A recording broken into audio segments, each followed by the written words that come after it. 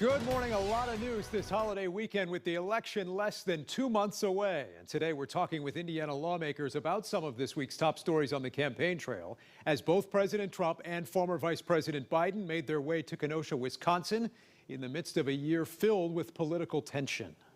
Today I'm there for law enforcement and for the National Guard because they've done a great job in Kenosha. They put out the flame immediately. As soon as they came in, boom, the flame was gone. The words of a president matter. No matter if they're good, bad, or indifferent, they matter. No matter how competent or incompetent the president is, they can send a nation to war, they can bring peace, they can make markets rise or fall, and they can do things that I've observed can make a difference just by what they say. Biden also met with Jacob Blake's family during his visit to Kenosha as that police shooting continues to make news there in Wisconsin. Also this week, we're hearing from Vice President and former Indiana Governor Mike Pence, who was in Pennsylvania this past week campaigning for the Trump-Pence ticket. He spoke one-on-one there with our affiliate in Pennsylvania about the campaign and about the protests in Kenosha. What's your response to some of those questions about his visit to Kenosha? People of Kenosha, Wisconsin have been through a lot in the last week. Seen businesses burned out and destroyed with rioting and looting. The president called on the governor of Wisconsin to send in the National Guard, and when he did, it quelled the violence. And the president thought it was very important today to be there, to be with the people of Kenosha, but also to thank members of the law enforcement community and our National Guard for a job well done. We're going to stand for law and order. And I think the president's presence in Kenosha today reaffirms our commitment to stand with the families, to stand with law enforcement, and to stand up to those who would be bringing violence and mayhem to our streets. Kamala Harris, a debate is scheduled for October. What's your approach to it? What do you think is going to happen with that debate? Are you looking forward to it? Or just what's your take on debating the vice presidential candidate on the Democratic side?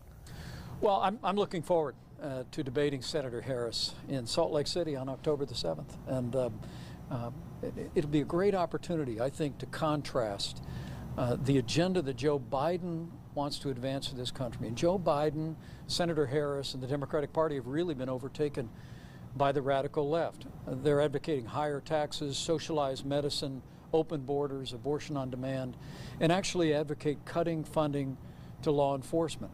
President Trump and I have a proven record, and the results in our first 3 years speak for themselves. 7 million jobs created in the first 3 years, but even in the wake of this coronavirus pandemic, we've seen more than 9 million Americans going back to work in the last 3 months alone. And I think that for American jobs, for American workers, we need 4 more years of President Donald Trump in the White House. Some good employment numbers coming out Friday as well. Let's turn now to my interview with Congressman Andre Carson. We spoke about the situation in Kenosha and also discussed the latest news on the coronavirus with talk of a potential vaccine in the works that could even be ready as soon as November. Well, the timing does raise eyebrows, unfortunately, but I think what's more important is that we reduce the impact of COVID. I've been impacted. So many of my constituents have been impacted. People across the country have been impacted, the globe, quite frankly. And we have to look at ways in which the intelligence community, the medical community, and politicians and health officials can work in a cooperative manner without compromising information to ensure that people are getting better. I also want to get your reaction to what we've seen unfold in Kenosha, the shooting of Jacob Blake, the protests that we have seen since, and both presidential candidates visiting the city this week in the midst of these tensions. How do you view the events that we've seen here in recent days?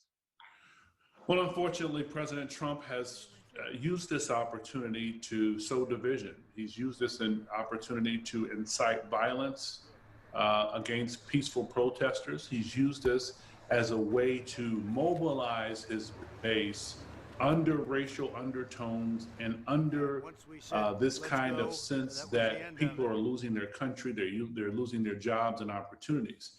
And I think in a very real sense, Donald Trump is really a case study on what it means when we don't do our due diligence and elect our leaders simply based off of personality or the kind of celebrity that they have.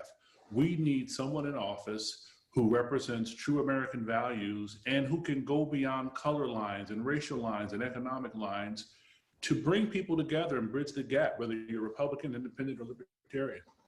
But what about the political implications? You mentioned the election. Senator Braun this week flat out said President Trump will be reelected because of the lawlessness, in his words, that's playing out on TV every night in these cities that have been run by Democrats for decades. What's your view on that? Do these protests have political ramifications for Democrats? We've seen some polls tighten in recent days. My hope is that these young people of goodwill, and I've been out there with them, and I've seen more white brothers and sisters at these demonstrations and protests than I have seen other people. And it's lovely, it's beautiful. Now, have there been elements that have been destructive and that have brought bad light and bad attention to these movements? Of course. But for the most part, I think these movements have forced legislators and politicians to really think about policies going forward and what it means for communities of color and low-income communities.